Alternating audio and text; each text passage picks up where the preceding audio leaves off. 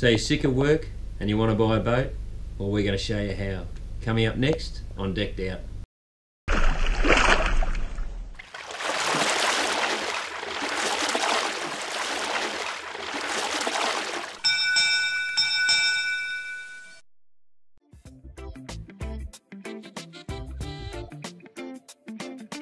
G'day viewers, it's Moose here with the gang.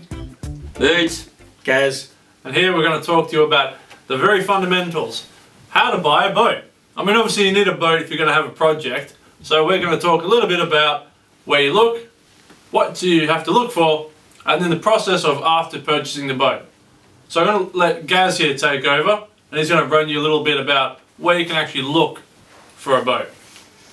Okay, viewers, it's pretty simple. There's a lot of options out there for looking for boats. There's a lot of obvious ones where you look at social media, internet, printed media, etc, etc. We'll go into a little bit of detail on them, but yeah, your websites that you would normally go to, like boatsales.com, Gumtree, eBay, things like that, you can get a lot of information from those. It's really worthwhile spending your time of an evening sitting there watching TV and just going through all the pages.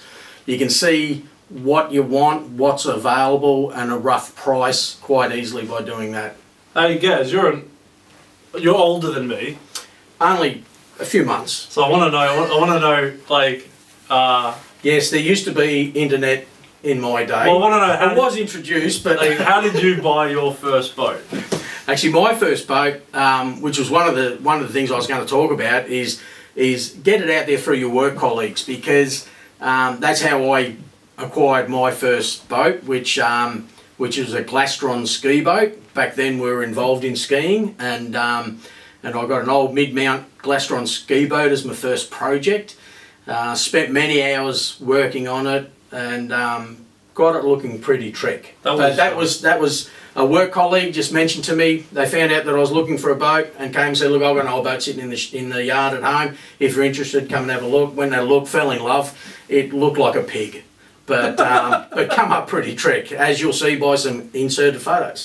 Hey, do you think if you were to talk to your younger self, you'd slap him or you'd shake his hand over his? If I could talk to my younger self, I'd say, don't drink as much, put your money away, and don't get into boating.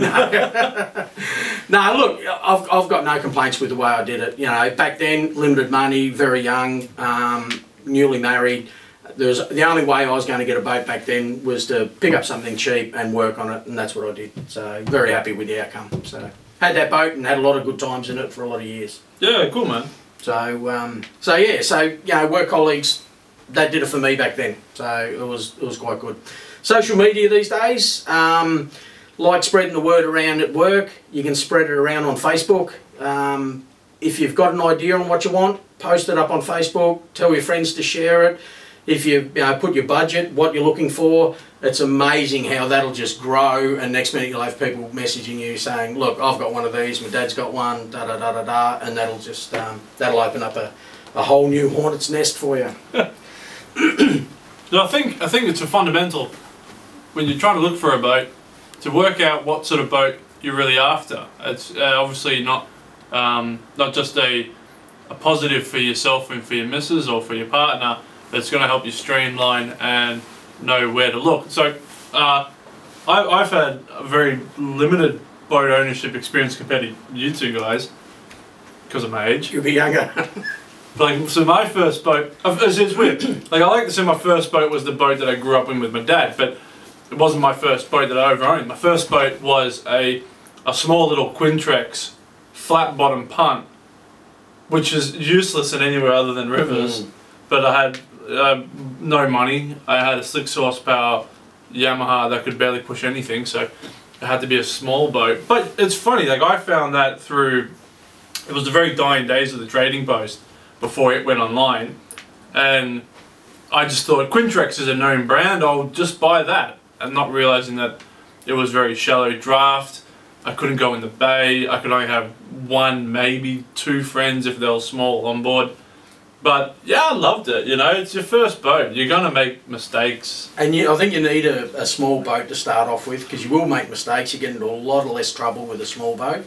So to cut your teeth virtually, yeah, just get a little tinny or something to play with. Absolutely. Don't go launching into something massive to kick it off, because that's what you see everyone else in, because it'll end up in tears, guaranteed. One of the other areas to look for too, boating clubs, fishing clubs. Get involved in their newsletters. Most of them are online, so you subscribe to their newsletters. You'll find out if anyone's flicking something on at the club. And then most importantly, probably out of all of them, to get a best overview, is your dealerships. There is thousands of boats out there to go and look at, so yeah, check them out. So now you know where to look for a boat. You need to work out what's your priorities. I suppose one of the big ones is, what sort of boat do you want? There's many different types of boats. There's obviously ski boats, and they're no good to go out in Bass Strait. And then you've got cruisers, fishing boats with a bit more room in the transom area. So trying to work out what your needs are and that of your friends and family will obviously give you a nice little niche area to look at. Once you got that, I suppose look at your budget. Boat, what's boat stand for? Boy, Belt out another 1,000. Bring out another 1,000. Boats do add up in cost, and if we were really smart, we'd take up darts or playing cards or something, but we haven't. We've taken up this as our hobby. So making sure your budget fits the bill is quite important. You need to cater obviously for the purchasing of the boat and then all the legal requirements. You're going to have to look at things like your registration, and depending on what state you're in, that can get quite expensive.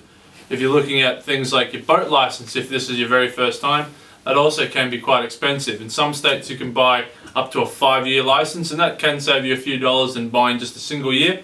Some states also have things like 6-month registration, so you only need to register it for, say, the summer months. South Australia, for example. Great idea. Fantastic idea, and I really wish they'd bring it here in Victoria.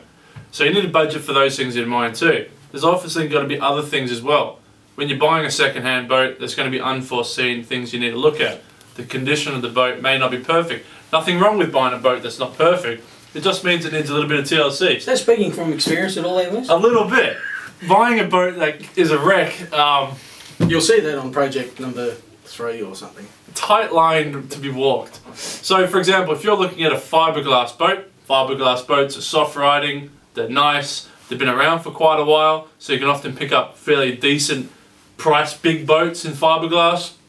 They're going to sit in the water a little bit better sometimes. However, they're also susceptible to things like osmosis, where the fiberglass is going to absorb moisture, especially in the timbers.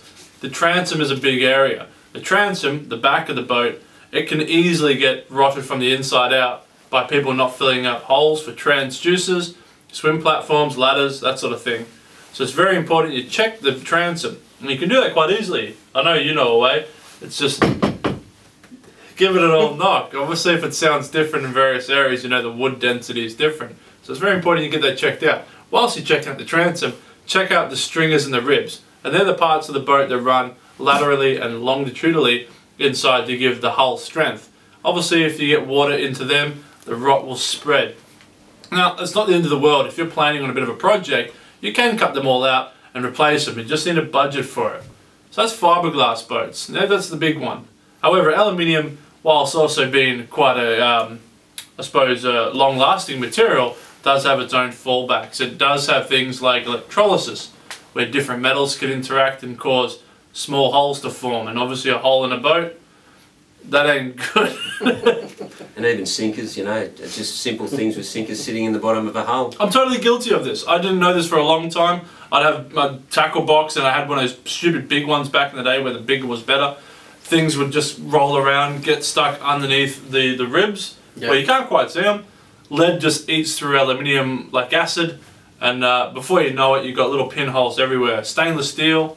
So there are little ways you can obviously repair that, and we'll show you on this TV show, but you don't really need to be too concerned if you have small holes. However, it's definitely something to look for. And one of the things is getting a boat fiberglasser or someone that you could probably even drop into a commercial installation. So look, have you got time to come around and check this boat I'm looking at? A slab of beer goes a long way. Yeah, it's cash economy. And you remember that when you do buy the boat, they're very hard to flip. So try to make sure you've got the right boat, you know, that suits your project. And if you're willing to do all that work on a boat like Gazza did, go for it. But if you're really not hands-on, you know, spend the time and try to pick the right boat. It's funny that we talk about the condition of the hull, and that's very, very important. Obviously, the hull is the boat, but there's a few other things that obviously go into a boat. You got obviously wiring, and there's more and more electronics being put into boats these days, and some of the just shoddy workmanship I've seen in some second-hand boats. It's quite scary. That's not to say everyone is like that, but it's certainly worth getting underneath, having a look at the cabling, because it could be just a potential area that you'll have to spend money in the future. So good connections, good heat shrinking, all that sort of stuff. Check everything, check the switches, make sure all the lights work. I've made that mistake on the second boat I ever bought. I thought it was good, got buying it from a friend, nothing worked. Bilge pumps, nothing worked. Now, that was my fault, I should have checked. But Get that up. Yeah, I can. I remember when our first boat was a Savage 1960 runabout, and that'd be over 40 years now, and it was a Silver Band 50 Merc, and when Dad bought that home I was 9 years old, and to this day that boat didn't give us any problems, no problems with the wiring, the fiberglass, and he did his homework, and it was a raw, it's like when you buy a house and it's been painted, try to get a boat that's, you know, you can see what has been done to it. So as Moose said, the cost to really own a boat is registration, and different states, different price. Victoria's, I think it's around, where is it, $40. You've got vessel transfer, $20. Your trailer rego is only $55. New South Wales is $62. South Australia's $36. And then you've got your boat licence. You can get up to say 5 years in Victoria, and then you get your PWC. So that's around $200. And then you basically your safety equipment. As you can see, you need all this gear with your fire extinguisher, flares, bailing bucket, torch, 2 life jackets. We budget for say $400. Yeah, see, when a lot of people will try to sell you a boat, they say, oh, it comes all with safety equipment, that's all wonderful, and that might be the safety equipment from when they bought the boat. I work in the boating industry, and I often see people bring boats in, and they'll try to make every little point count to sell you the boat. It comes with life jackets. Yeah, from 30 years ago. So obviously it's worth just buy new stuff, basically. Comes with flares. Yeah, and look, I suppose the priorities, fellas, like the motor. The motor's probably the major point. Big deal. Engine's a big deal. Obviously the hull needs to be good, but the engine is where you can really lose some dollars. Yeah, big money. So what you got the motor, transom, stringers.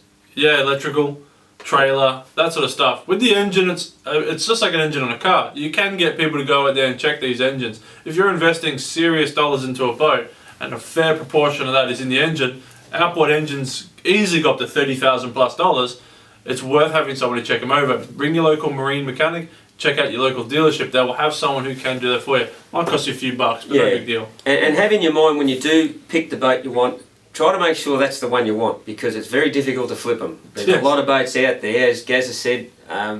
So try to pick the one that's going to suit your family, your needs, your dollars, and if you're hands-on, have a go like Gaz has done, which that was a major project that he did. If you're not hands-on, look at the fiberglass. There's just a visual inspection, and as we said, slab of beer, get a professional in, only take him half an hour.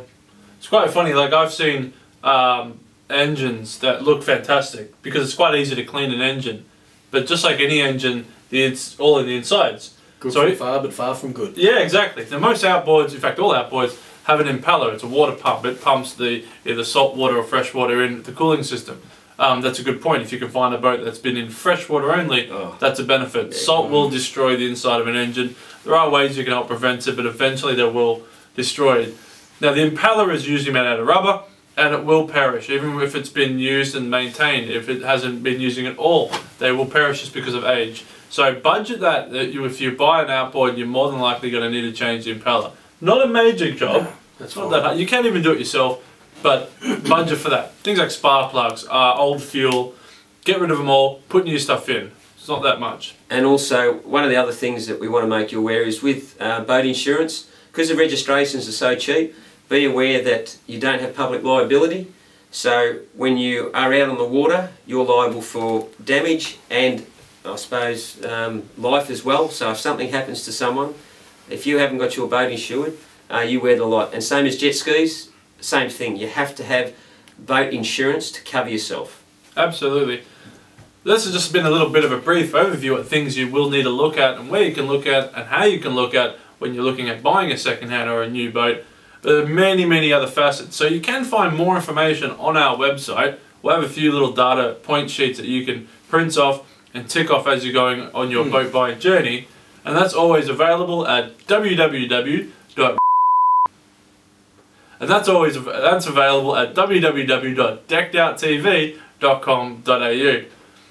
I think we've all made cock-ups in buying boats and such, but it's a learning process too, isn't it? Definitely. And we'll show that character learning, building. we'll show that learning process of the particular boat that good old Moose has picked up. Absolutely. So you've seen it here first. I have purchased a boat. It wasn't the best. The trailer is good. You got to give me that. HMAS POS. Yes. Had a good trailer. Everything else apparently was not very good. So stay tuned for more information on that boat in later episodes. But this has been a little brief look at. I hope you've enjoyed. Hope you guys enjoyed this bit. Yeah, it's been good. Been cool. Awesome. Nothing else to do. You can also check us out on Facebook, which is simply just Decked Out. And you can also send us any emails you might like to... Any questions? Yeah. info@deckedouttv.com.au. Thanks very much, guys. I've been Moose. I'm Moods. I'm still Gaz. And we'll see you on the water. Catch you later.